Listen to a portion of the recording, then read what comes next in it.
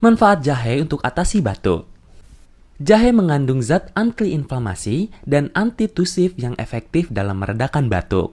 Selain itu, penelitian juga menunjukkan bahwa kandungan gingerol dalam jahe mampu membuat saluran nafas menjadi lebih lega sehingga mampu mengurangi gejala asma dan juga batuk.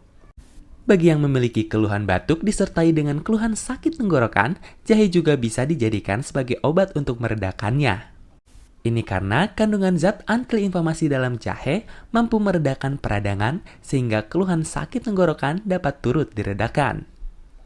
Untuk mendapatkan khasiat yang maksimal dalam jahe, tentu harus melalui proses yang benar. Tapi kamu jangan khawatir karena kandungan jahe tersebut sudah terdapat dalam 1 botol madu Gurafit yang sudah terbukti bisa atasi masalah batuk kamu. Gurafit, redakan batuk, legakan nafas.